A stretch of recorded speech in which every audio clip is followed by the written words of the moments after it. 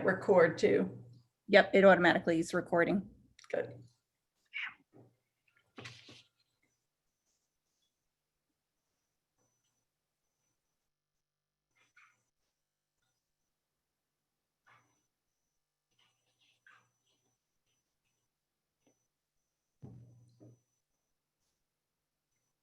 Good evening, everyone. We're going to get started in about a minute. We're just giving folks time to fully connect into the webinar. It takes about 30 to 60 seconds for folks who are waiting in the queue prior to 7 o'clock. So we'll just give a minute or two and then I'll get us started.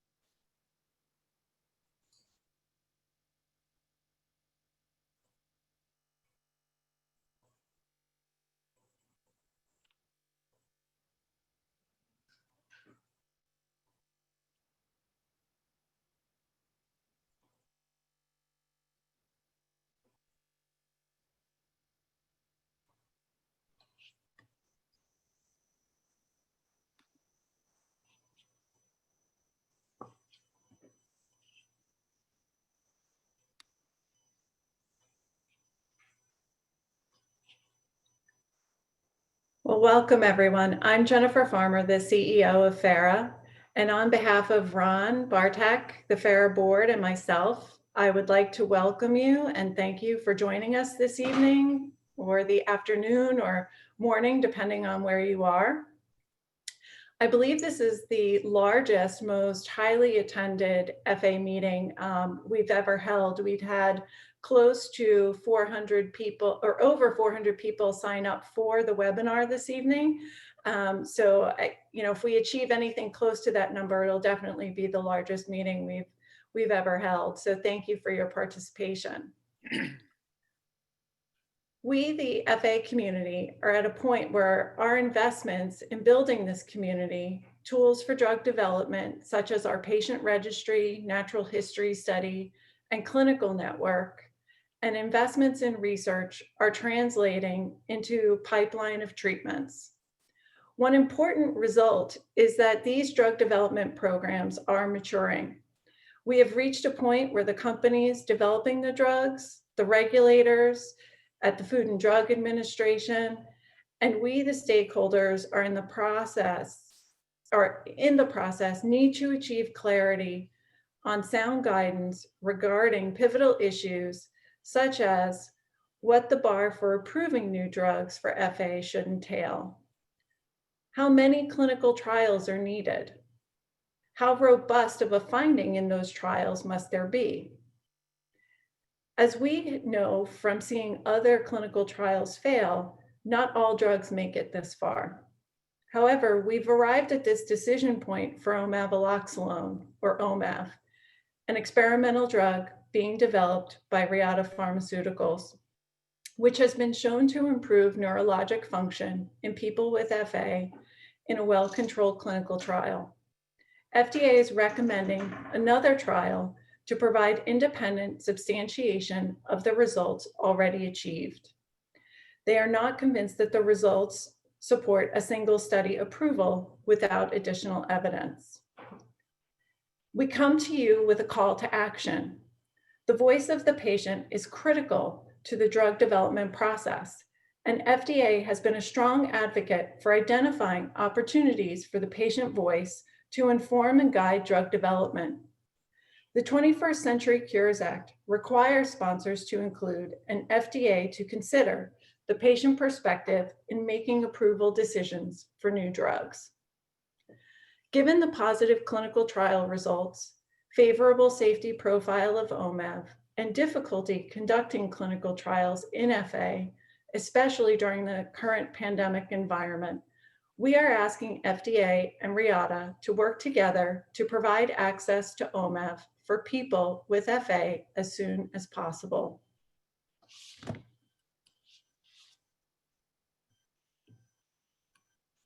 Our meeting this evening will provide more detail on the study results and data on Omavaloxolone. We will also provide more detail and context on the regulatory issues.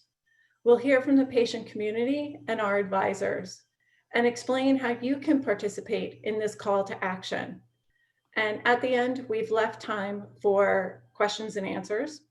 I can see some of you have already started using the Q&A box, and Q&A feature, and I encourage you to do so. If you look at, I'm not sure if it's at the top or the bottom, it's at the top of my screen. There's a little Q&A button, and you can open that, and it will give you a window where you can type in questions, and you should also be able to see some of the other questions posted by other participants. So you don't have to ask the same question multiple times, and you can even give questions that are already in the queue a thumbs up, which will help move them to the top of the list if it's a question you also would like to have the answer to. As we begin, I'd like to introduce two of our guests, and several others will be introduced a little later. James Valentine is an attorney at Hyman, Phelps and McNamara and FARA's Regulatory Counsel.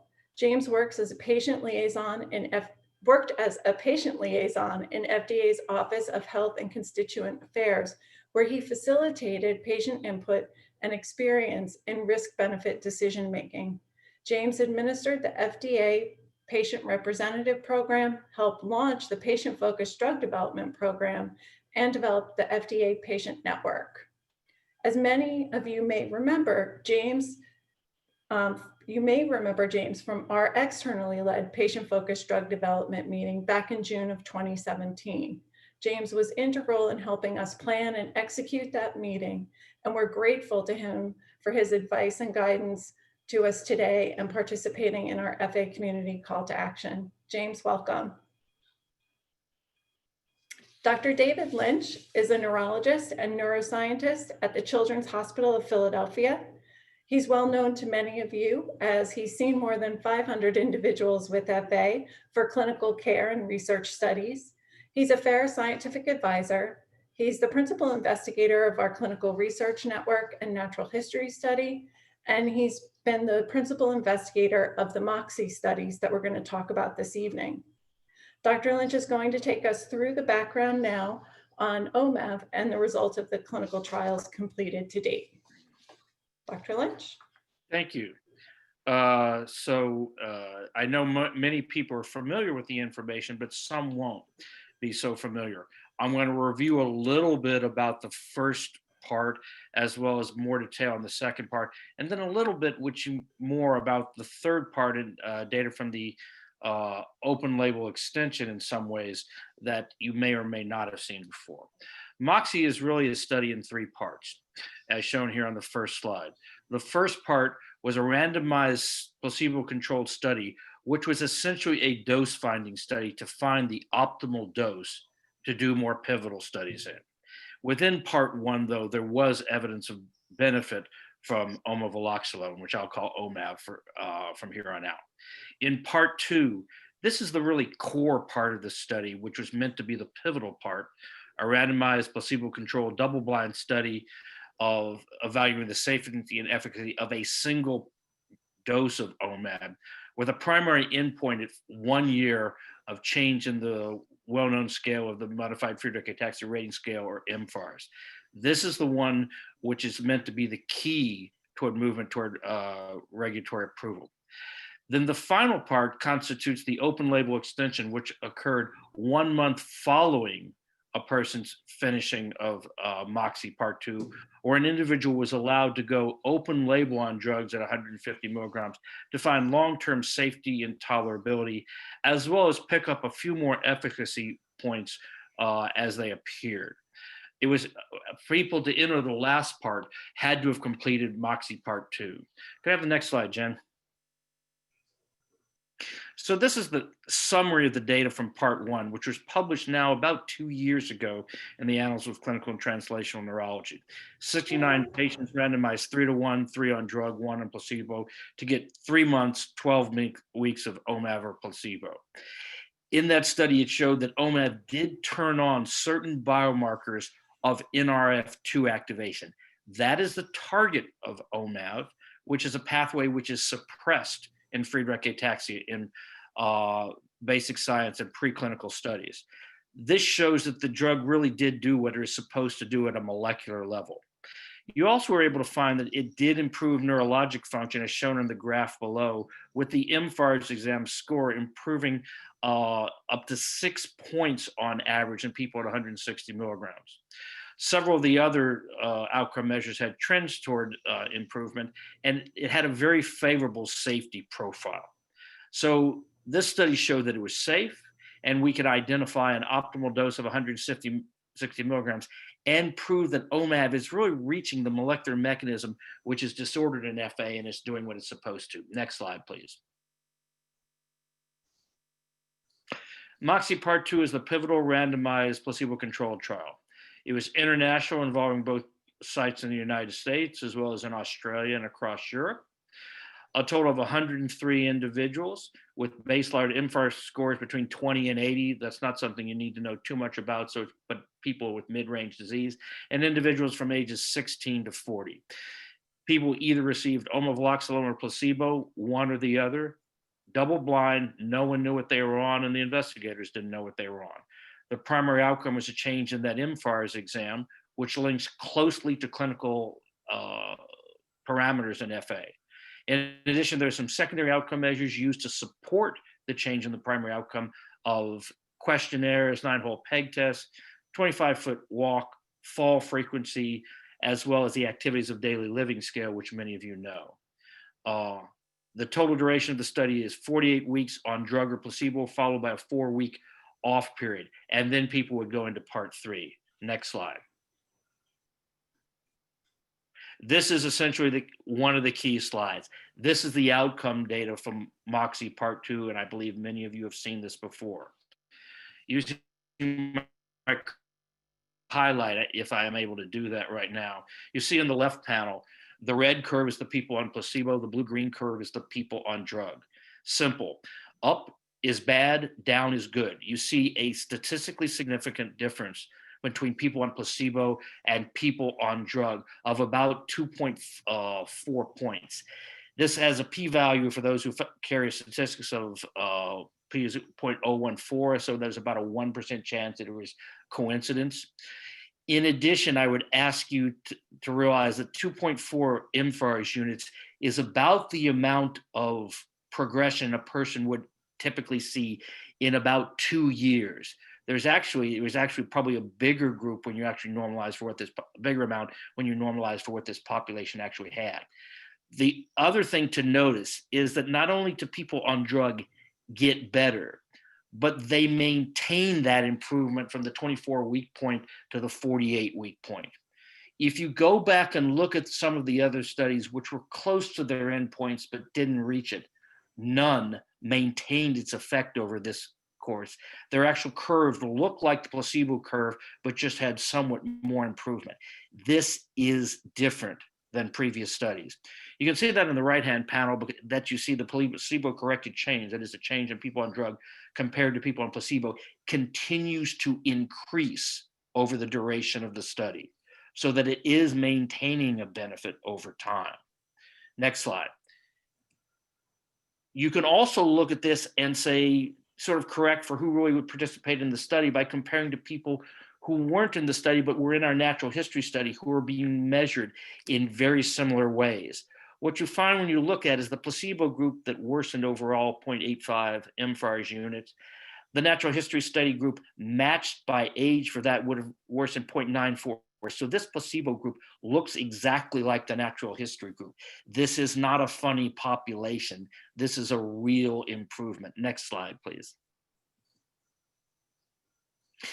There are a bunch of other ways to analyze the data. You can split into subgroups, different ages, different sexes, based on GA repeat length, ambulatory status.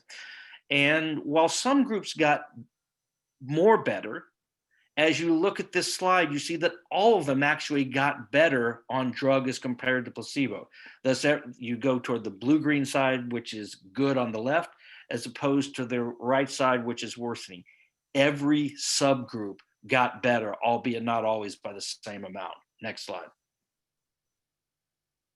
It also improved the activities of daily living scale. This is that 9-question questionnaire, which asks questions about how people are doing.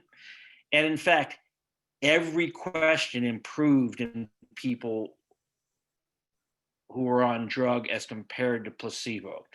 It reaches its statistical significance only when you go to a subgroup of the or an expansion of the modified analysis population. So formally, this is not a positive event, but it did show benefit overall, particularly when you include everyone who did not have, who had pes cavus as well. Next slide. I think this summarizes it. Blue-green is good, gray is no effect, red is bad. And you see a nice slide here looking at the different measures, and everything is blue-green. The ones which are statistically significant are deep blue-green, if that's a phrase. A couple things showed no different, perhaps largely because of the amount of the irreproducibility, and the study was not powered. That is, it did not have enough subjects for us to expect to see a difference in those. So overall, this is a very positive result showing statistically significant benefit across many things and benefit on a nominal level on essentially everything. Next slide. The other important aspect is not only do things get better, but is it safe? The short answer is yes. Apart from changes in liver enzymes, there were essentially no adverse events which were more common on drug than placebo. In addition, the rise in liver enzymes is not actually an adverse event or a toxicity issue. It is a reactivation phenomenon showing that you're actually treating the subclinical effect of FA on the liver. So in fact, it's a good thing that those numbers go up. It reflects activity of the drug, not toxicity. No one has in fact debated this, although many people have tried. Next slide. So overall, the part 2 data of the double-blind placebo control group, everything improved in all subgroups. The only question is which ones reach statistical significance. All subsections of the mFARS improved, so you know that it's actually working across all components affected in FA. It is very well tolerated. So in general, this is really about as positive as one could expect on a study which enrolled only 100 patients. Notice I used the phrase only enrolled. That's a large number for the FA community, but it's a smaller number compared to what many clinical trials must have to show significant power to show benefits in a 1-year-long study. Next slide. So this was amplified by some other data which has not been published. I should have mentioned that the MOXIe Part 2 was just published in the high-profile journal, The Annals of Neurology, and it received favorable reviews all along. So the second part, which is done for MOXIe Part 3, that part which begins 1 month following a person's finishing of MOXIe Part 2, we'll call the baseline controlled study. It's designed to see what happens when people who are naive to OMAV go on to the drug for the first time. In these, patients serve as their own controls. Their changes on drug are assessed compared to the changes that we have in the time preceding this.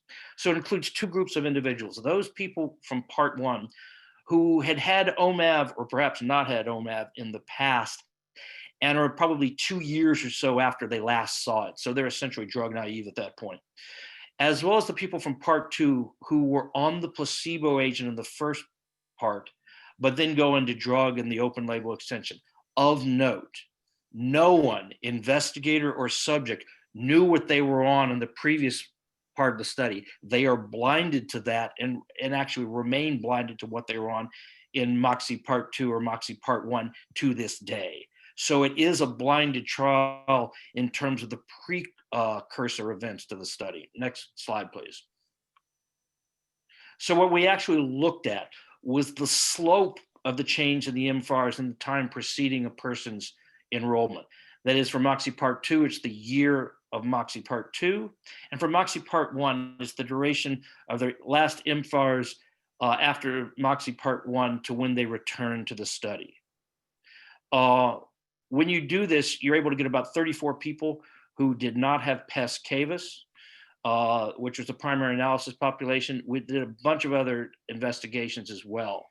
Again, Everything is done in a rigorous fashion as much as it can be within an open label extension, and everyone is blinded to what they were on before. So there will be people going from drug in MOXIe Part 2 to drug in Part 3. They don't participate in this study as you see it. They wouldn't be a fair group because they went from drug to drug, and I don't actually know what to expect would occur with them. Next slide, please.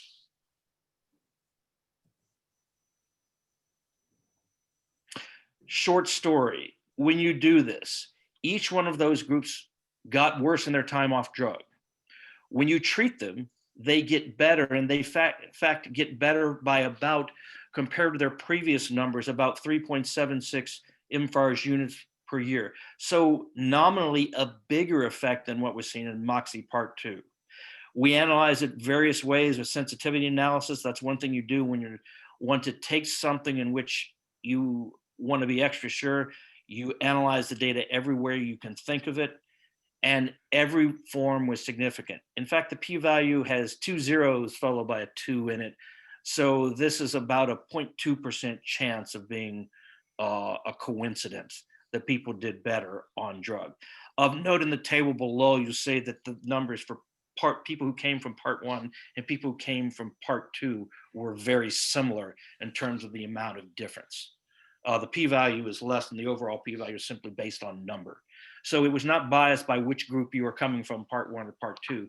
Both groups did better when they went back on drug or went on drug for the first time. Next slide. So it met its primary endpoint. Every analysis showed that it worked. We separated into some different categories stratified by group. Every group improved. So again, it provides very similar supportive data for Part 1 and Part 2 of the evidence of benefit in FA. Next slide, please. So when you sit all 3 parts down together, you know that OMAV engages its target. It reverses biomarkers of NRF2 in people with FA, one of which, ferritin, is abnormally low in people with FA and is thought to be part of the primary pathophysiology of the disease. In 3 studies, people improve neurologically on the mFARS exam and supporting scales. No one got any worse on any of the measurements. The worst it did was in any measurement is no effect. So there's no belief there's really any risk of people worsening on it. It was safe with few adverse events and well tolerated.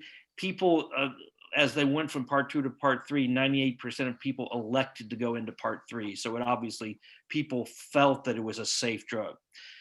Interestingly, the magnitude of improvement was impressively similar across all 3 studies. That's not very common. Frequently, your populations will select differently, so you'll see different effects. Here, it was very similar. And again, all subpopulations of FA patients responded, even if some responded more than others. Much has been made of the pes cavus that people didn't respond, but no, they did respond. They just didn't respond numerically as well.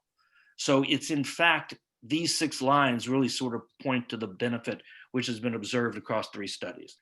So at this point, I get to turn back to Jen and turn off my camera.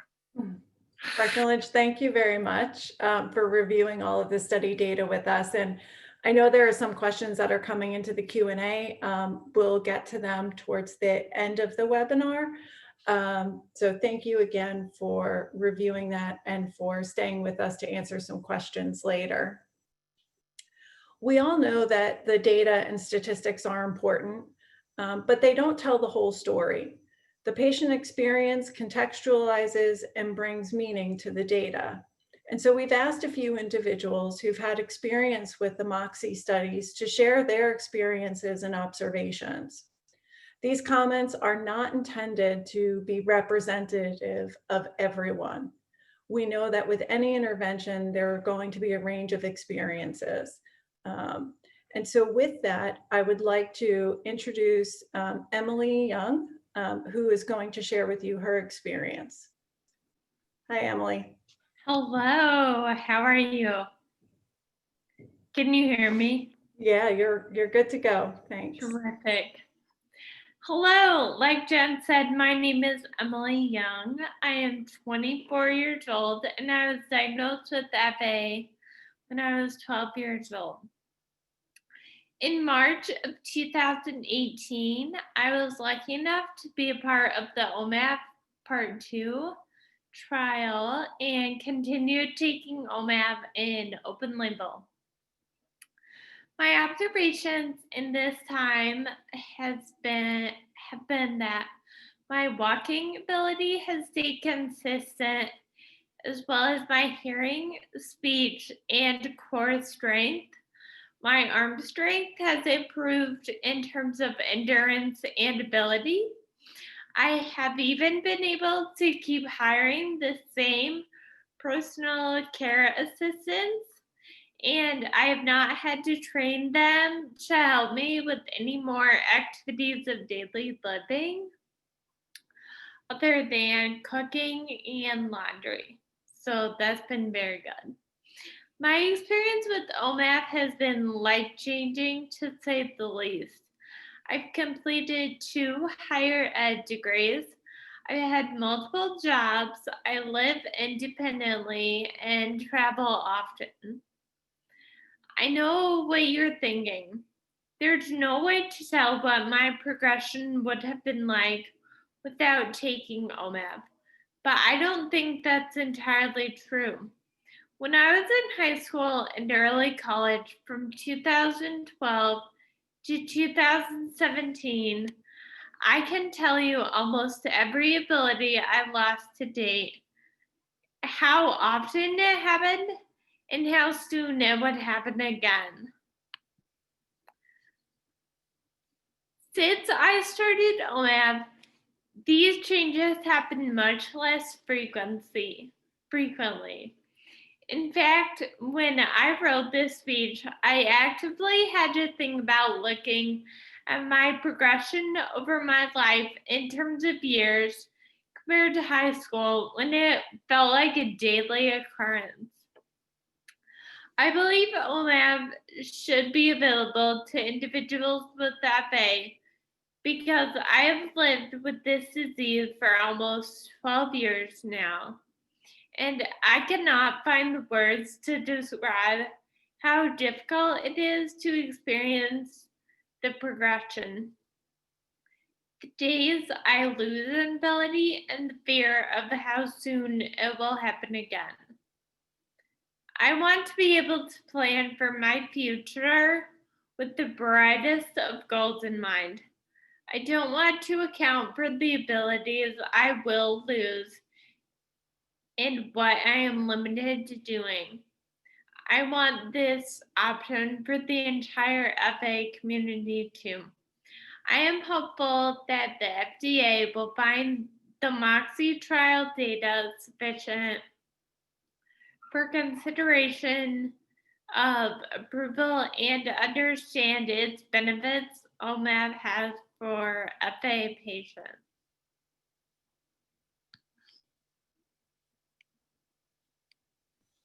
Thank you, Emily. Thank you very much. Next, I'm going to call on Brittany Summerfield. Brittany.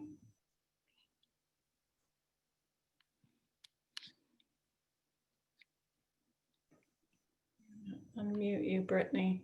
We can't see you yet, so if you can turn your camera on.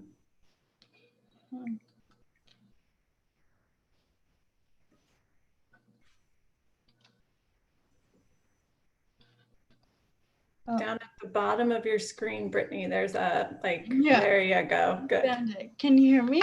Sure can. Can see you and we can hear you. You're all set. Okay, good. Okay, so hi, I'm Brittany Summerfield. I'm a FARA ambassador. I was diagnosed with Friedreich's Ataxia, FA, at the age of 13 in early 2007 with my sister who was 16 at that time. We have both been living with FA for 13 and a half years. I, with my sister, were participants in the MOXIE trial part 1 from August to December 2015. We continued taking OMAV in the open label extension in LA since April 2019. My observations while taking OMAV, in short, are a slower progression of my symptoms with more steadiness in my movements. Higher energy levels have also been noticed in my personal experience. I am a full-time wheelchair user, but I am able to stand up in the kitchen to do some dishes.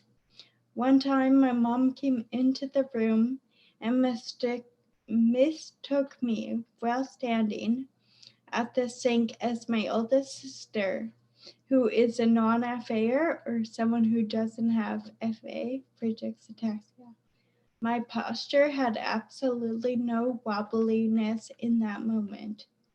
Also, with my handwriting and my nail technician skills on myself, I have noticed my dexterity has improved slightly because of my steadier fine motor movements. Overall, my experience has been very positive, with no adverse side effects. I am hopeful that the FDA will review the MOXIe trial data and understand the benefits of OMAV that it has for the FA patients, especially to those FA family members who are waiting ever so patiently. Thanks. Brittany, thank you very much. Mhm. Next, I'm going to call on Carly.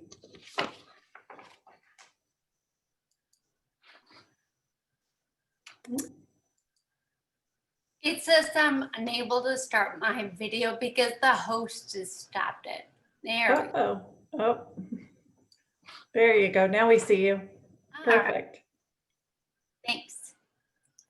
My name is Carly Hansen and I'm 38 years old. I was involved with the phase 1 of the trial and the open label study.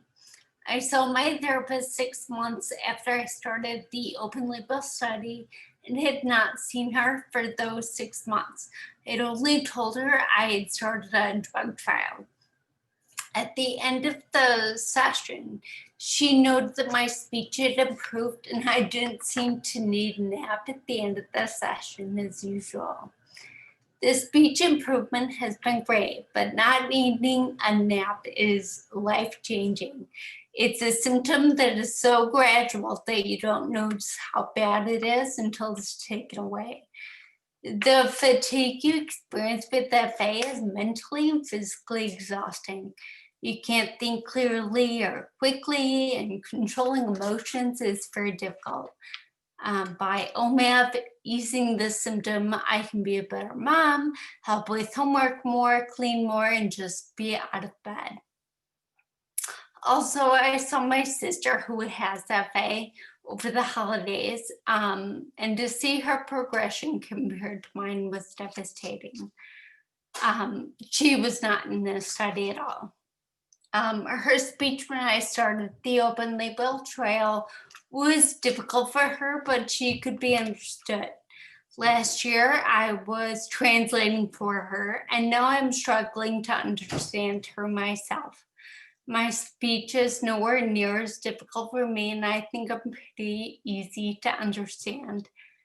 She could not participate in the study because the travel was too difficult. She is anxiously awaiting the approval.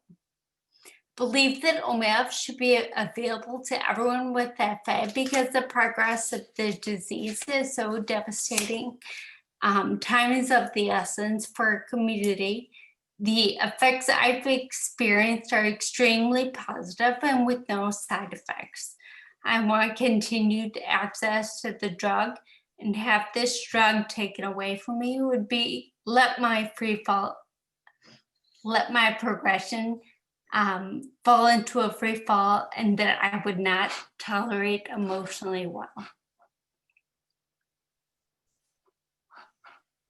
Carly, thank you for sharing your experience. Thanks. Chandra Trantham. Oh, Hi.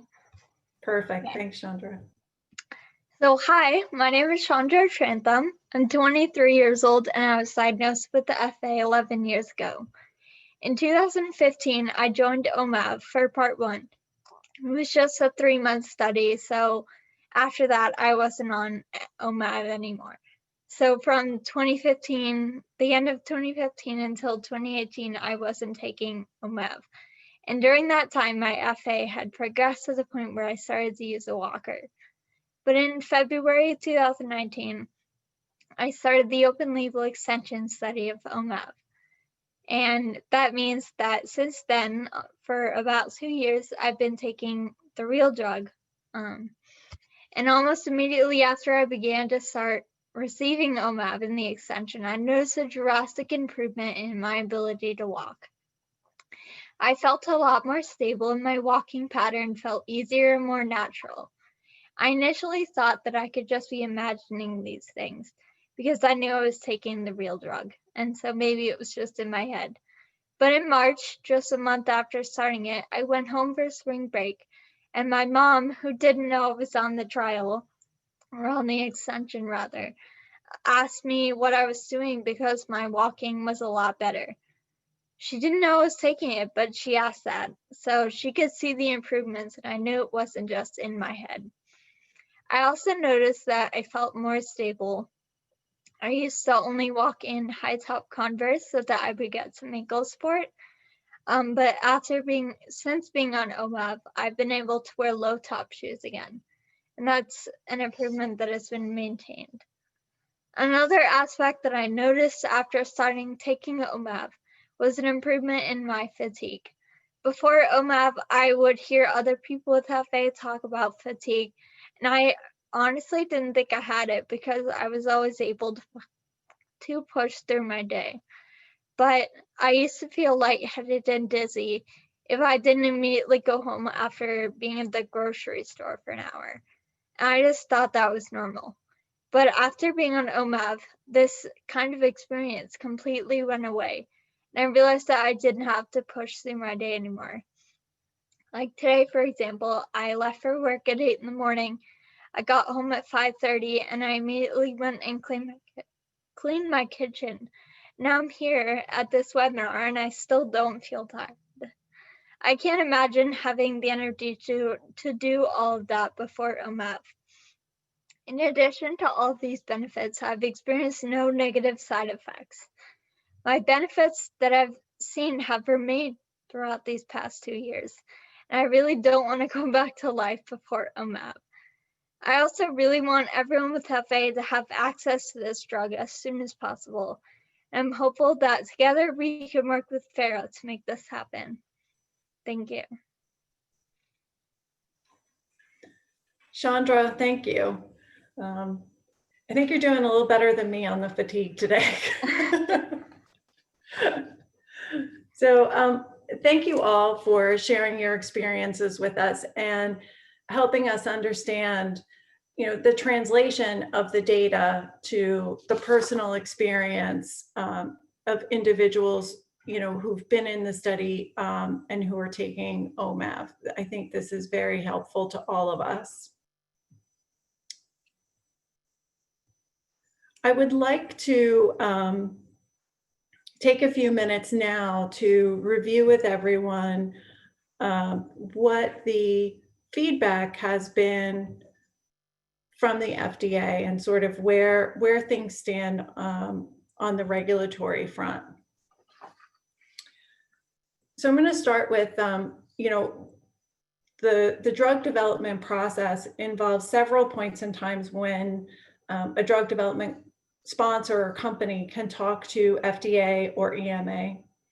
And after the Part 1 study, Reata had the opportunity to talk with FDA about the Part 2 study and plan for that and get acceptance from the FDA for the use of the modified Friedreich's Ataxia rating scale as the primary endpoint. So that was one important point at which there was discussion between Reata and FDA, and there was agreement on the primary endpoint for the study. The study was then conducted, And in October of 2019, Reata announced those top-line results from the MOXIe Part 2 study that Dr. Lynch just reviewed with us. In 2020, Reata had requested, and shortly after those results were announced, Reata said that they were going to reach out to the FDA.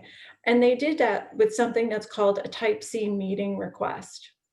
And a Type C meeting is an opportunity where you get to get FDA feedback and guidance. And so since the results have come out, the interactions between Reata and the regulatory agency has been one of, requesting guidance and advice. And I want to make this point clear because I think some folks in the community might have thought that the FDA had declined approval of OMAV, and that's not the case. That question has not been raised yet. A new part of the process, drug approval process, is that a new drug application has to be submitted by the sponsor. And so Reata has not yet submitted a new drug application. So nothing's been denied at this point. There's only been discussions and these meetings that have occurred. But in those meetings, FDA does give advice and guidance. And so they've had a chance to review the study results, and they have recommended another trial. They would like to see an independent substantiation of the results that have already been achieved in Part 2, suggesting that a single study would not be sufficient for approval. FARA, FA clinicians, and Reata have participated in these meetings with FDA. We've shared with them some of what we've discussed this evening, what you've heard from patient representatives, and we've shared with them the challenges of doing another study, both with FA being a rare disease, limited infrastructure, certainly the challenges of the current pandemic make it much more difficult for us to conduct clinical trials, and the time that would take to do another study to replicate the result that we already have. And as Dr. Lynch pointed out, the result that we have was statistically significant at the 0.01 level, which means that there's only a 1% chance that this could be a false positive result. And so FDA acknowledged our concerns and remained open to discuss with us alternative strategies for obtaining additional evidence that that could meet those regulatory standards. And so there have been discussions back and forth throughout the year, and Reata provided an update at the end of November to the community that summarized, some of those discussions and some of the additional analyses that FDA and Reata had discussed. And one of those was that baseline control study, or it's also known in some of the documentation as a crossover design or a crossover study. So crossover study and baseline control study in this case are the same thing, or we're referring to the same thing. And so Reata did those additional analyses, submitted them to FDA for review, and FDA did comment back, and that's what Reata most recently shared, was that FDA was still not convinced with this additional data and was still recommending another clinical trial. This is what's prompted where we are today, and the call to action that we're putting forward. FDA is recommending another clinical trial, but they have not formally reviewed or denied the drug at this point. A new drug application has not been submitted by Reata yet. I think it's also maybe important context for folks to understand that the traditional FDA regulatory standard is to randomize placebo-controlled trials. However, there are provisions in the law for FDA to consider approval of new drugs based on single and adequate, well-controlled trials. Another thing I didn't put in the slide, but I think is an important point to mention, I mentioned it in my opening comments, is that while we're talking about OMAV right now and a specific program, I think the issues that we face go beyond just this drug. This is about, what becomes a standard for FA going forward. And so it could have impact to other, drug trials or other treatments that come down the pike. The other thing I wanted to mention is that it doesn't seem like we are alone in this issue. There are other disease communities facing the same challenges and trying to advocate for more regulatory flexibility and for more use of the provision of a single, adequate, and well-controlled trial.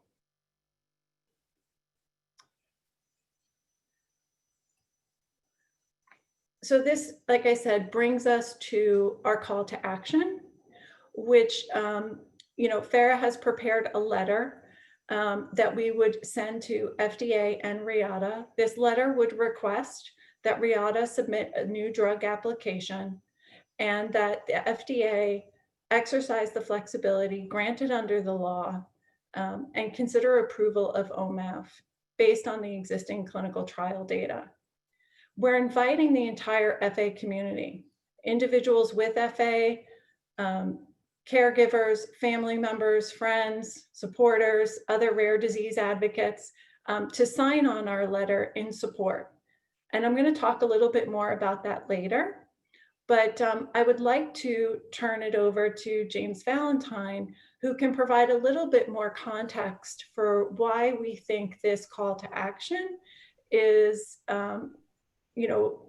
necessary and what we hope to achieve with it, and how it can be a vehicle for the patient voice, which is also essential to both FDA and drug sponsor. James? Sure. Thank you, Jen. So I want to start off actually by commending you, FARA, and this community. You all are really at a point where all of the hard work that you've done is paying off, and it's incredible to see, even from a few years ago when we did the PFDD meeting, the robust development pipeline that's now filling in FA. Also, as we just heard from Dr. Lynch and several study participants, it's incredible that there's now a study that has been shown where a drug has been shown in a clinical trial across multiple parts to benefit patients in ways that I heard back at that PFDD meeting that are really important and of course are measured by the MFARS. So what I want to speak to is, for everybody on this webinar, after hearing about all of these results, you might be wondering, what is it that me, a person living with FA or a family member or a friend of someone living with FA, what more can I contribute in addition to what those results speak for themselves? Well, as you heard, Reata and FDA have been having discussions about these data. And these conversations have been focusing on whether the treatment benefit shown in MOXIe is persuasive enough to warrant submitting a new drug application, and ultimately whether it justifies an approval. And you also just heard from Jen that it is also only if Reata submits a new drug application to FDA that FDA will have that final decision to make on this. And so because that decision has not been made, I think it's important for all of you to know where you fit into that decision-making process. And what you may not know is that FDA's legal standard is not one size fits all. And while FDA reviewers are experts at interpreting data, there are really important, really actually subjective judgment calls that are built into their regulatory framework.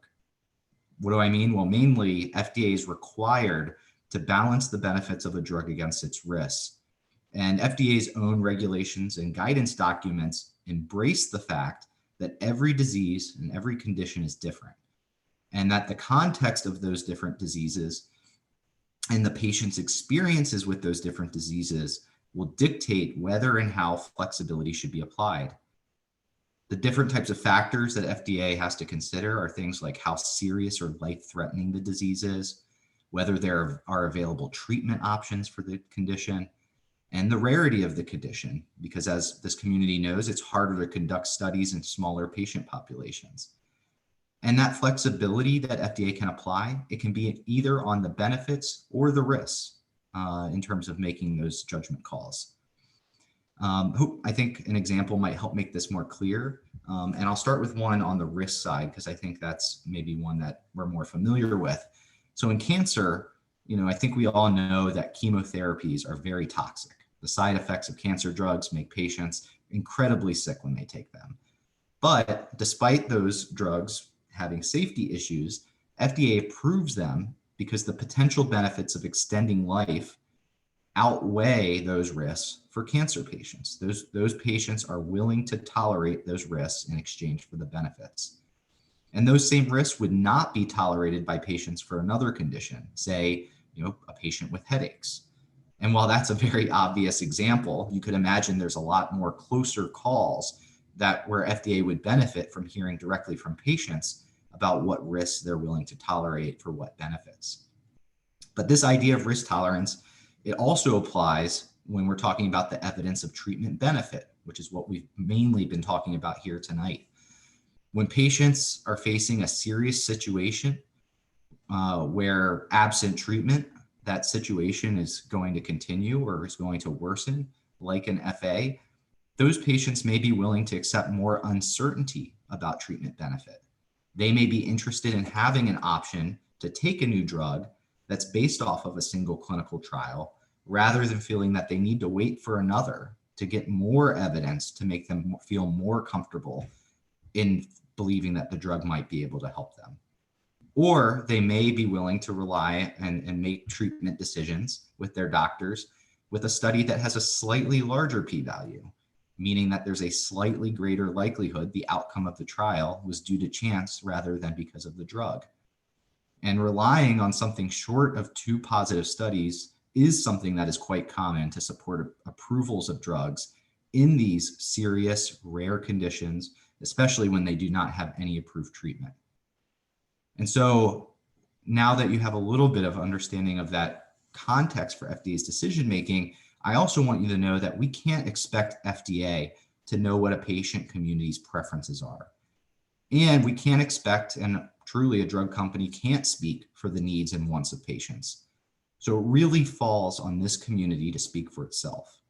And that's what this call of action is all about, providing all of you an opportunity to have a voice in this process, to share your thoughts on the OMAV study results and whether that data is enough for you. Based off everything you've seen, everything Dr. Lynch presented on, the things you've heard from members of your own community that participated in the study, and others, what they've said and their thoughts about the data. Is it enough to help you and your peers make treatment decisions? And as Jen said, this is not just about this one drug, but this input will help set the bar for how FDA reviews all drugs coming down the pipeline for FA. What I can tell you is from my experience, FDA does want to hear from you. When I was at FDA, we were building more and more opportunities to hear from patients and caregivers. And the medical reviewers that I worked with wanted to know what would be meaningful to patients. FDA, in my experience, knows that patient input helps them make better decisions. So let's take a look specifically at the goals of this letter that FARA has written. If we can pull up the next slide. What actually is it that you would be asking for? If I can get the slide with the goals.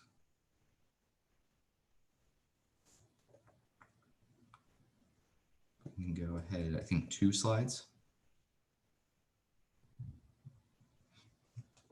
There we go.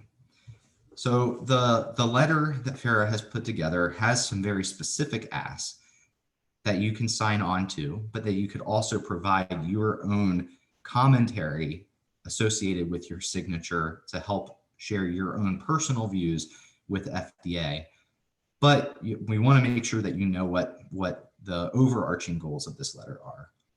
First, the letter will help communicate to both Reata and to the FDA that the FA community believes that the studies completed to date provide sufficient evidence to support approval of OMAV and request that the company and FDA work together to proceed with that new drug application which is the thing that will actually allow FDA to make that decision. The letter will also give the FA community a voice and have the collective experiences documented and shared in an organized, compelling, and respectful manner. And you'll be hearing a little bit more about exactly how your voice will be collected through this letter sign-on. And finally, to avoid the significant burden and delay to the FA community, especially with the current pandemic, you're asking to avoid the need to conduct an additional trial that has been recommended by FDA. And so now, knowing what the letter is asking for and that we also want to hear your voices, we've invited a few members of this community who have already thought a little bit about this to share their views. So I'd first like to invite Jean to share your views on this topic. Thanks. I'll find my mute button on someday. But my FA friends, they always do this. They always start with how old they are, but I'm gonna make you do the math. I was diagnosed with FA over 39 years ago when I was 19, which means I've been symptomatic for over 40 years. That's a long time to be sick, right? It really is. But the most brutal thing, I'm sorry guys, I'm feeling very emotional tonight. The most brutal thing about it has been 40 plus years of loss after loss. Both my functions, watching my friends and my family function, people in my family's FA functions decline, as well as losing friends. Along with all my friends in the FA community, I've had innumerable days of trying to do things big or small, put one foot in front of the other, legibly and efficiently sign my name, be understood on the phone, and much, much more. And no longer being able to do those things or to do them as well as I did them yesterday. Sometimes the loss is temporary, right? You have the flu or whatever, and things get worse. But often the loss is just your new normal. Even worse, we lose our friends to this disease. People who are vital and strong contributors to our FA community and, of course, their own broader community. Loss of friends, especially to the disease one has, is really hard to bear. At this time in my life, my focus is on doing whatever bit I can to prevent a young person from enduring the relentless losses of FA.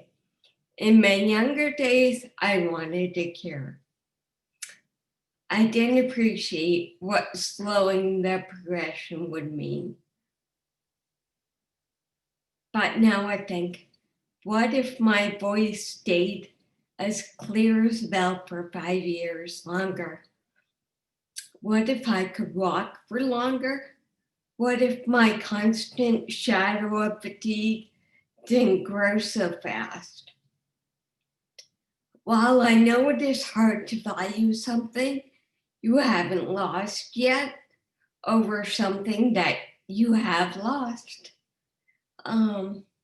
my 40 plus years of FA have shown me that the things you haven't lost yet, every little ability you still have, are important.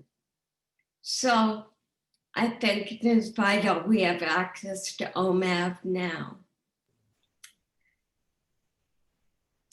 And I think the 15-year-old who comes to our teen hangout, which some of you may know that I run,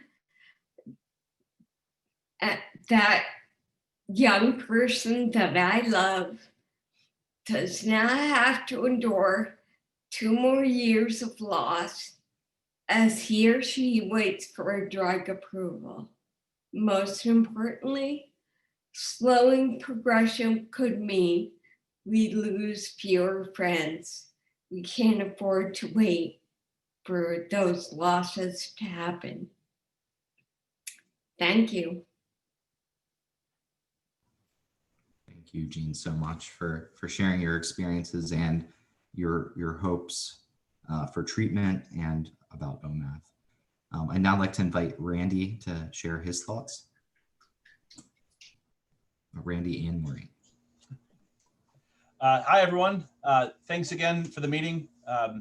FARA is amazing. We love you guys. There's lots more on the editing room floor, but we feel that this distills kind of the point that we wanted to make. We are writing as the parents of 5 amazing children, 2 of whom have Friedreich ataxia, but who are not involved in the clinical trials and who don't currently have access to Omavaloxolone. Our request to you is simple and direct. We are asking Reata and FDA to proceed with a new drug application and to quickly review and approve Omavaloxolone. This relentless disease is progressing so fast in Jake and Claire, then we do not have time to wait for another clinical trial. FA is a thief. Each and every day, we watch FA steal more and more from Jake and from Claire. This is the nature of the disease. There is no pause and there is no rest. Things that were easy 3 months ago are now harder, and things that were routine a year ago are now, frankly, impossible. Omavaloxolone, a drug we know from the data to be very safe and effective, offers us a pause button. The data are clear and persuasive. OMAV gives back points on the FARA scale. These points are a true gift, a meaningful and impactful respite from FA's incessant theft. OMAV isn't a cure. We know this. But we also know that OMAV is all we have right now to stop or to meaningfully slow what FA is stealing from Jake and from Claire and from so many of our other friends. Over a year ago, when the positive results of the Omavaloxolone clinical trial were announced, we'll never forget Jake's reaction. Tears of relief streamed down his face at the news that there was now something that could pause and maybe even give back some of the function that FA had stolen. Imagine if we had OMAV's pause button even that year ago. Back then, Jake wasn't dependent on his walker. Back then, he wasn't watching his fine motor control slip away. Just a year ago, Jake wasn't having bladder control issues. Imagine now if we had OMAV 2 years ago, when Jake was still playing basketball and lacrosse with his school teams, and he was still hiking and camping with his Boy Scout troop. That time has passed for Jake, but FA continues to steal from him nonetheless. Without a pause, Jake will lose even more. He won't dance at school dances. He'll not drive a car to hang out with his friends. He may even lose his greatest passion, creating digital virtual effects on his computer. But imagine if we could put a pause button on Jake's FA right now to stop it or to slow down from stealing all of that from him. And OMAV offers us that. The battle is different for our daughter, Claire. She's now just beginning her fight with FA, and it hasn't stolen as much from her yet. We know that without OMAV, Jake's losses will become Claire's losses. We've seen Claire fall more often these past few months. Now, she knows and we know why she's falling, but the reality of FA is too grim for her to acknowledge right now. So she blames this fall on an untied shoe or that fall on a loose rug or the other on a wet spot on the floor. When she thinks we're not looking, we see how she studies Jake and his walker. We see her as she stares at that walker with a hollow sense of fear and dread and dark inevitability. We know her well enough to understand that she's steeling herself for the inexorable. As best a young teenage girl can, she's struggling to accept the reality that confinement to that same walker and everything that follows will soon be hers as well. But you, Reata, you at the FDA, you have the power to pause this, to prevent these losses from happening as quickly to Claire as they did for Jake. OMAV offers us at least that. Now, these kids are running out of time. We can't stand by and watch and wait for another full clinical trial to occur, especially in this day and age of pandemic medicine and with a rare disease population. By the time that finishes, FA will have stolen so much more from both of them. OMAV can pause this. OMAV can buy us time. We've studied the data. We know this disease, and we say with confidence, OMAV is safe, and OMAV is effective. Right now, OMAV is all we have in this fight. To be clear, we want OMAV. We need OMAV. And without Omavaloxolone, we will continue to watch these amazing kids day by day lose their fight against Friedreich ataxia. And that's that. Thank you both for sharing all of that. And we have one final person to share their views on this, and that's Sean. I'd like to invite Sean. There we go.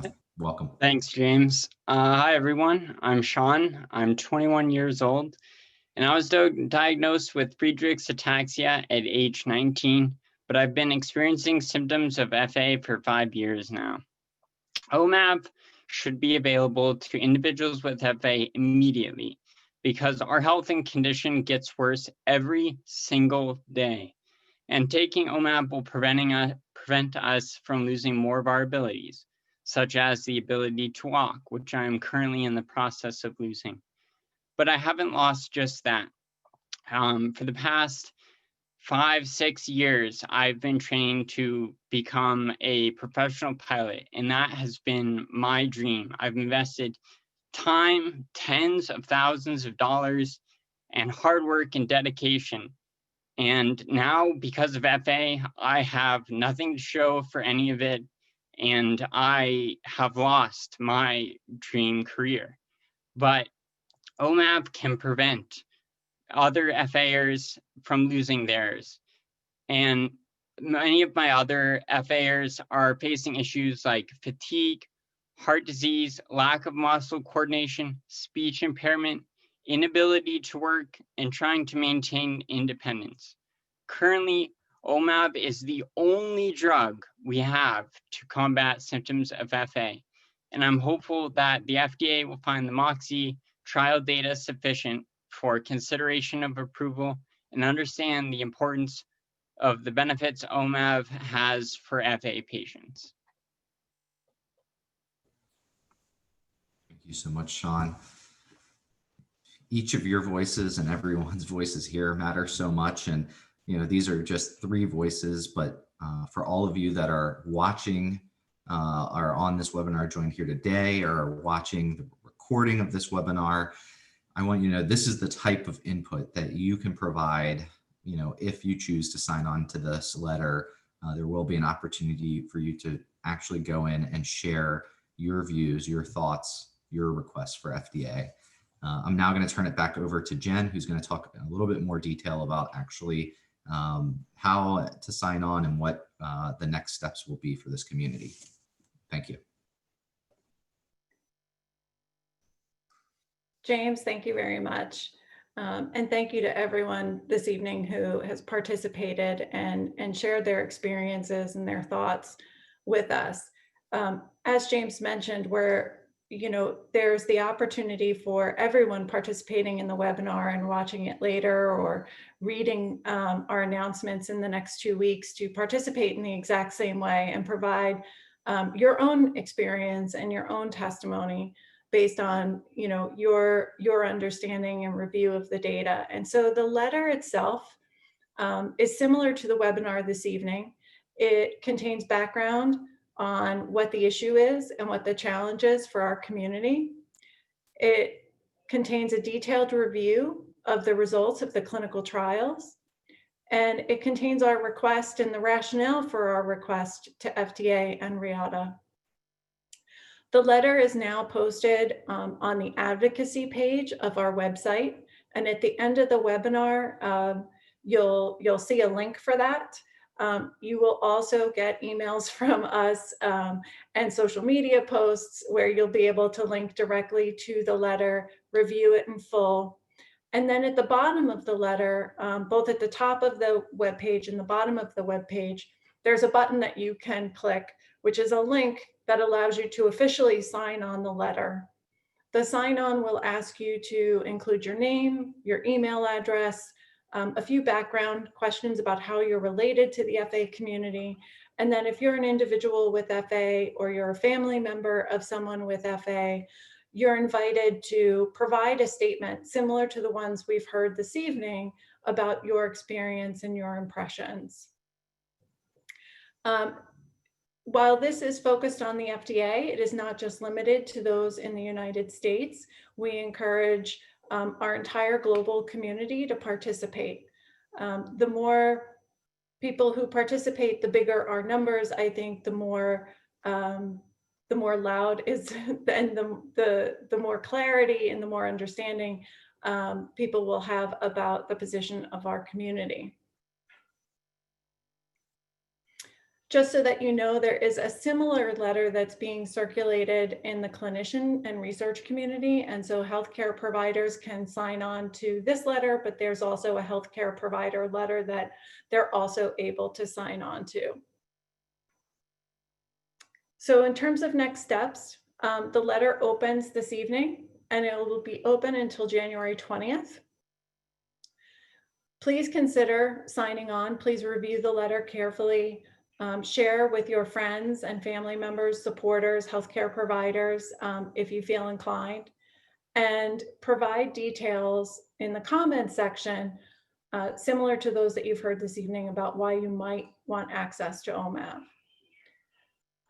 FARA will then, after the closing on the 20th, we will assemble into a single document the letter with all of the signatures and all of the comments from the community. The full document will be sent to both Reata and FDA by February 1st. We will also post a copy of the full document on the website for everyone to be able to review. And we'll also put, an executive summary at the beginning of the letter that kind of helps people understand the number of folks who signed on and some of the key takeaway messages from the comments. What to expect after we submit our letter. So there's no formal or prescribed process for submitting these kinds of letters to FDA. So we don't know if we will hear something. We don't know how long it could take if we do get a reply. But I would, just in terms of helping people understand, or what the expectation on our part is that even in the case of success, it's likely to be months before we understand what the outcome of our letter is. Even Reata submitting that new drug application takes several months of time for them to prepare. And then once a letter is submitted, FDA has months to review. So we don't expect to have a response and a resolution and approval immediately to submitting this letter, and want everyone to kind of just understand what the time frame is that I think we're working with. But please know we are fully committed to sharing with you any feedback we get along the way, and sharing what we learn from this experience. So with that, I think we've concluded kind of all of our prepared remarks for this evening, and I know that there are questions that are being asked in the Q&A, and so I am going to ask Ron to join me. He's been my silent partner this evening in helping to manage the Q&A box and help prepare that discussion for us. Thanks, Jen, and wonderful meeting so far, and thank all the speakers from the patient community. It was just really moving, and have to report as usual that Jean wasn't the only one getting emotional with all your testimony. It was wonderful stuff. you know how hard we're working together with you to make all this come to pass. So I have assembled from the Q&A box a series of questions. I'll direct them to the speakers to which they were directed by the submitters. First to Dave Lynch from Jane Townley. In the part 2 graphic, it appeared that there was a slight worsening at the end of the trial in the drug arm. In the open label extension, did people continue to improve? Very good question. So that last point does tick down a little bit. The graph was prepared without error bars. So that tick downward is trivial compared to the size of the error bar. So I don't think you can say anything either way. It would not surprise me if it ticked back up the next day. It would not surprise me if it ticked down a little more the next day. Not that accurate. So the open label data has not been released for public consumption right now. I think the main reason behind that is when you compare open label and you're trying to compare to natural history or to people before and after, there are many confounders that you don't think about. So you need to be prepared for things, any outcome and something appearing not incorrectly, but just having to be a lot harder to interpret. It takes a lot longer to wade through that. So I guess I'll phrase, I can't provide you that data type, though I wish I could. Okay. Dr. Lynch, isn't it also true that we don't have as much of the open label extension data as one might think because of COVID-19, and a lot of people have missed formal visits where they would be evaluated? There is an issue with COVID in the middle of that. Thanks for reminding me. Now, one thing which was in the slides, and I didn't really emphasize it, is that in August it became aware that Reata would be doing this reevaluation using everyone as their own control. That in itself could introduce some bias away from the null, that is toward benefit, which was not real. As a result, no data were entered after August 11th because there's the possibility that that would be biased. That said, those data do exist and everything was made up. So it exists, but again, it's a very tough to interpret set. There were a set of people whose 48-week visit basically occurred during the time when we were on virtual visits, so that we missed some data there. It introduces one more confounder, makes it hard to be certain about the open label extension as compared to natural history data set. Thus, I do wish I could provide it for you today, but I just can't. Thank you very much, Dr. Lynch. And I'll go to other speakers one at a time so we don't put all the pressure on Dr. Lynch right out of the chute. So I'll go next to, this question could go to both Jen and James. It came from Michael Gare. How would the FDA reply if asked why they did not find this OMAV trial data as sufficient for approval? And another way to ask it is, what else does the FDA need? And that part of the question came from Jessica Coote. James, you want to give a first crack, or you want me to do that? Well, I mean, I don't think we can know or say what FDA would say, but I think to the way that Ron, you kind of asked the question the second way, I think the thing that is missing is the piece that we're seeking to provide here. And I think that's a big reason why, the whole FARA team has put the effort into putting this sign-on letter together, which is to really help, set the context for this decision for FDA. We really need FDA to understand, if this community agrees and signs on to the letter, that this, a single study with the results that it has, that you all have been well informed about, is enough to help you, or even if you personally would not choose to, take OMAV, whether you would think that it's enough to at least allow people to make those decisions and could be an option for your community. And, without FDA hearing that from you, hearing that, one study is enough, the results of that one study being persuasive to you, to help you make that decision, they are operating kind of, in a way of trying to apply what they know from other diseases or just generically. And so that is a piece that's missing. And I think a really important piece to this. And that's why, I had seen some comments and questions about, maybe not directly asking this, but how is this different than what was collected at the PFDD meeting or what was submitted in the Voice of the Patient report from that? And that was really to help describe the patient experience. What are the burdens and impacts of FA? What treatments are available? What's the unmet need in FA? This is getting to something a little bit different, which is, what is your tolerance for uncertainty? Do you believe that FA fits, where FDA can apply its flexibility, because of the situation that was so eloquently described by so many of your peers tonight about what happens in the absence of treatment and what even a slowing or stalling of progression could mean to your lives. And so I think that's the additional piece, that's what's missing. And that's why this is what this letter focuses on. Ron, you're on mute. Off mute. Thank you, James.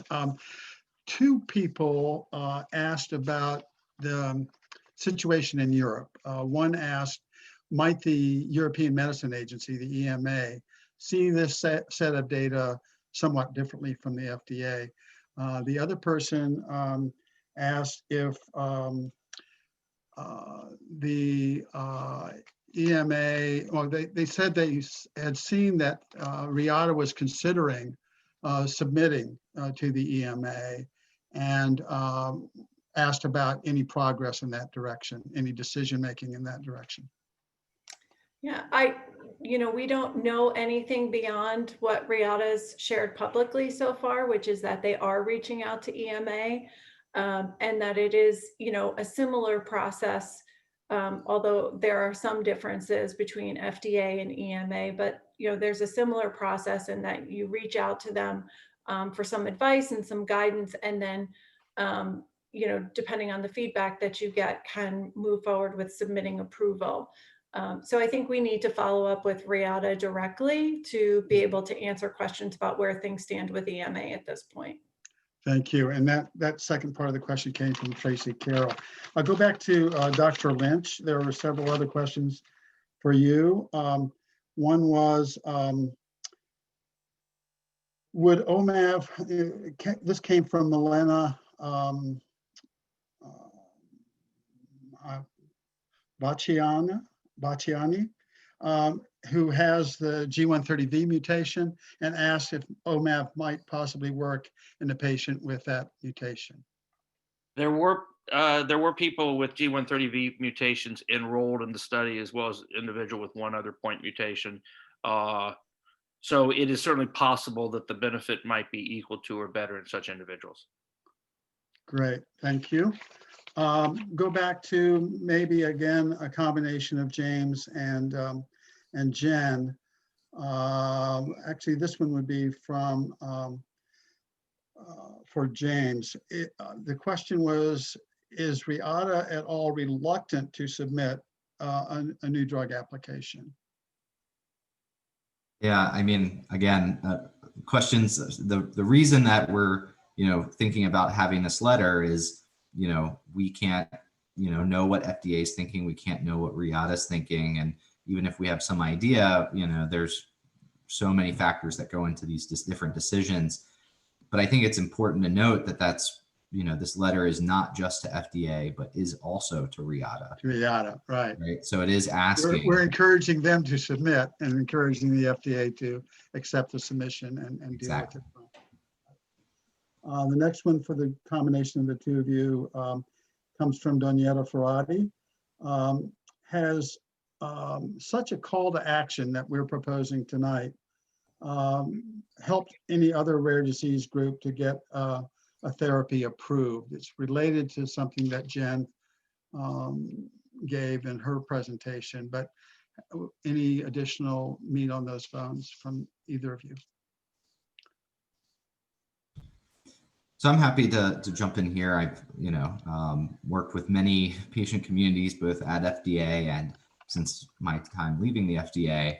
And what I would say is that this type of input definitely has influenced reviewers and their decision making, and in several cases, many cases, has resulted in drugs being approved. I'll give you an example.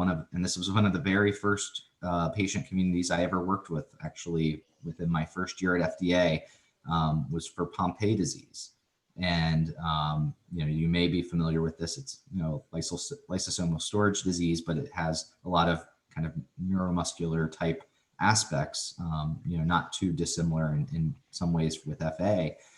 And that there was a drug in development, and the agency was seeking input from a patient representative, so a different format than this type of sign-on letter, but the same type of input that we're asking for you all to contribute. And in her consultations with the agency that I was helping facilitate, she taught that review team that slowing of progression in a universally progressive disease like Pompe was meaningful. And I mean, to this community, I know that must sound like, yeah, duh, that makes sense. I mean, it's what we heard tonight from many of you, but it wasn't that, necessarily obvious to FDA. But what was important was the FDA, when reviewing that application and taking it to an advisory committee, the lead medical reviewer, and this is a meeting of external experts where FDA is asking for input, they asked the committee to vote on certain questions and to give their advice on certain questions.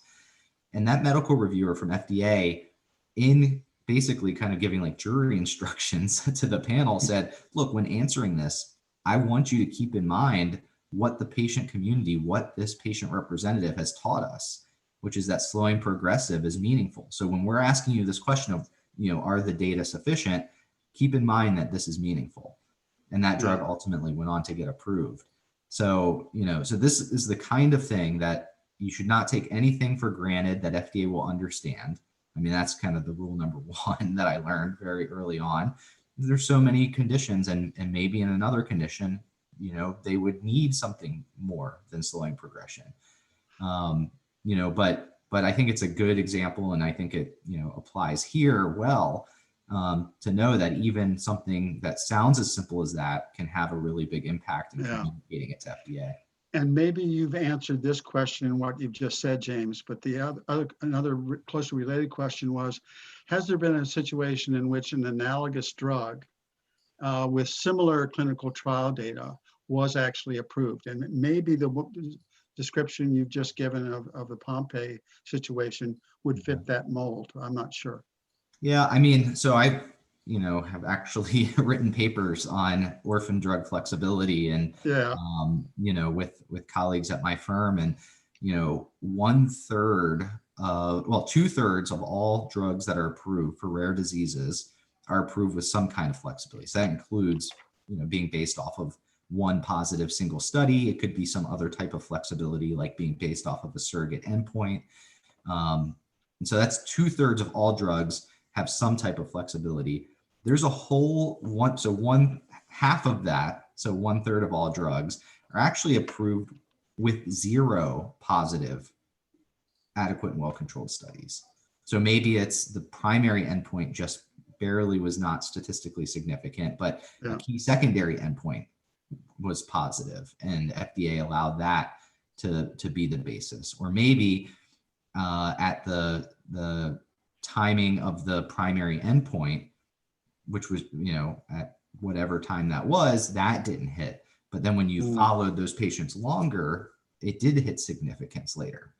And so there's many of these different situations where technically the thing that was pre-specified as the primary endpoint was not successful. Yeah. And yet FDA still used flexibility to find a way to approve that product. So Okay. yes, there are lots of examples where, broadly speaking, something short of 2 adequate and well-controlled studies were the basis for an approval. Right. Thank you. A brief question for Dr. Lynch here. Ron, maybe before we go back to some of the clinical questions, I just noted that there was a question from John Sweeney asking, is it worthwhile to reach out to our congressional representatives to help the FDA focus on our situation and our approval request? And I just wanted to mention that, we're going to be submitting this letter February 1st, and later in February is Rare Disease Week, right? Rare Disease Day. And the FARA team, led by Ron and Bridget Brennan, on our advocacy committee, we are going to be reaching out to our ambassadors and to our community members to ask folks to share the letter with their congressional representatives as part of this effort. But that's just going to come as a second follow-on as we get further along. But John, I really appreciate asking that question so that people can be thinking about the fact that, there is additional outreach that we can do once we have the letter. And that's a great point. And thank you, and my thanks to John for submitting that question. A closely related question, which has a similar answer, was what would our strategy be if we could take this to a national news format? And if we were to do so, would we be blasting the FDA, or would we be working with the FDA amicably? And the answer in spades is we are working with the FDA amicably. We have always considered them to be on our side, on the side of our patients, and that they really do genuinely want to help us. And we will take that message to Congress, and we'll take that message to the FDA as we're doing with this letter. We're encouraging them and Reata to work together amicably and efficiently to get this treatment. First, the NDA submitted and approval to be gained. So I think that's a decent answer to that question. Quick clinical question from Imran for Dr. Lynch is, how would you describe any effectiveness you saw in the trial in patients with pes cavus? So good question. In the part 1, they were discovered to be responsive, but less responsive, about half as responsive, roughly speaking. So that in part 2, 20 individuals with pes cavus were included among the individuals who enrolled, but the primary analysis population did not include with people with pes cavus. The effect was, again, basically about half as effective. If you include the pes cavus patients within the analysis population, the drug still reaches its endpoint on mFARS and reaches its endpoint on activities of daily living if you do that.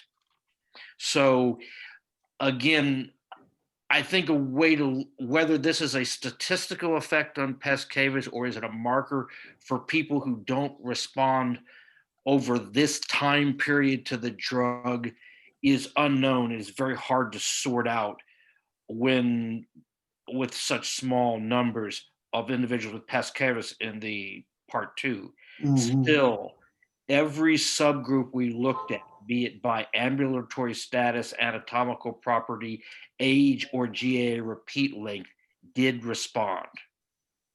Great. Very good. Thank you, David. Maybe in the interest of time, I would go with one final question, which is one that could be directed to all 3 of you. And it comes from Melody Segal.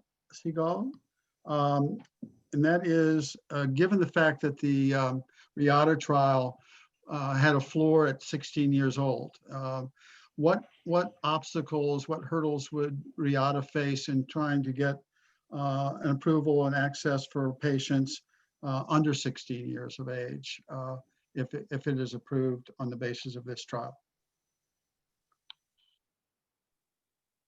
Maybe James, you would want to So- lead that, or David? Go ahead, Dr. Lynch. I'll let you go at the start. I can chime in. Yeah, so Go ahead, Dr. Lynch. yeah, they must have safety data in children in some way, shape, or form, either a systematic other study or from use in other diseases. They must have some idea that it's safe in children, and how much data they have allows them to determine how low they would go. Now, this has been safe in adults, and you would not go in expecting it to be unsafe in children, but they must know that. You did note in the published information is, in fact, that the response was somewhat greater in younger, less affected individuals. One would think that if it were necessary to explore new areas, that trials in children would be a way. But it would be very difficult to get approval in any country for children without a study in children which showed that it was safe, at the very least safe, and showed similar levels of efficacy. That'd be my perspective. Yeah, maybe I'll just add that, one thing to keep in mind is, even if a product is approved initially in an older cohort, a company can go on to then, do those studies after that first approval to help lower the age. The other thing is that in the United States, at least, treatment decisions are made between patients and their doctors, and there is, FDA doesn't regulate the practice of medicine. So treatment decisions for those under age 18 or under age 16, can be made between a patient and a doctor. There's other questions of whether that would be covered by insurance, but that is, that off-label use is something that could be allowed. Got it. Jen, I don't know how you feel about going a few more minutes. We do have two other, actually another question and a half, if you want to go. If we think we can address them quickly, maybe Okay. we'll do those and then I can wrap up. Okay, sounds good. The one that's easiest to answer, one person asked if Reata submitted our Voice of the Patient report from the June 2017 patient focused drug development meeting, because maybe the reviewers hadn't seen it. Well, we can assure you that the reviewers not only have seen that Voice of the Patient report, but have held it up publicly and said, this is the way to do this kind of report. They are very familiar with all of your input from that patient-focused drug development meeting, and have touted it publicly any number of times. So, and Reata and FARA drew heavily from that Voice of the Patient report to indicate which elements in the MFARS, for example, were especially important to you as the patients. Jen, it looks like you would like to add something there. Yeah, thanks, Ron. Yes, we did submit the Voice of the Patient report to the FDA review division when we completed it. But I think James brought up a good point earlier that's worth reiterating, that this is part of an ongoing educational process for them. And at the time when we had the meeting, we didn't have a clinical trial with a positive outcome. We didn't have, the need to communicate what those kinds of experiences are and really get to questions of risk and uncertainty around treatments. And so, our conversation with FDA needs to continue, and it's an ongoing education process. So we're building off of that Voice of the Patient report. And it also reinforces what Jen said earlier about, Reata has not submitted an application. This is what the FDA calls a continuing dialogue to get there. And your continued participation, along with that patient-focused drug development meeting in 2017 and the letters you will help us write with your input, are all part of that dialogue and continuing education plan. Final question is from Kevin Freyert. Has the FDA offered advice on seeking accelerated approval with a confirmatory trial, which could give access to the drug while the confirmatory study is underway? Maybe James would want to lead the answer to that. Well, I think, we only know what's, Reata has shared, publicly about what the conversations have been with them and FDA.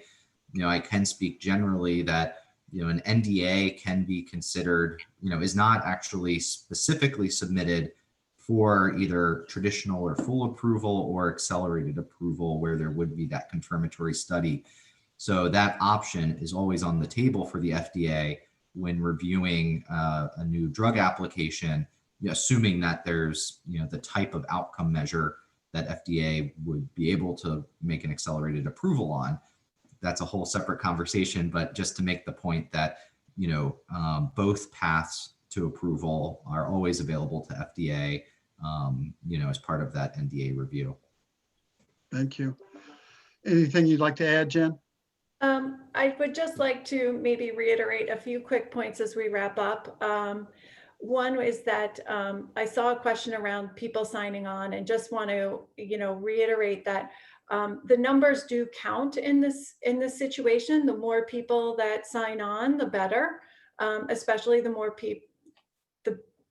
bigger number of people in our FA community, right? That speaks to this being a true community response. And so, we do want to encourage you to share this information and encourage others who couldn't be here tonight to review the webinar, to review the letter.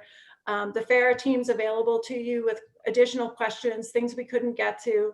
Please feel free to reach out to us. We're happy to talk to other members of the community who couldn't join us this evening and help them understand what this is about.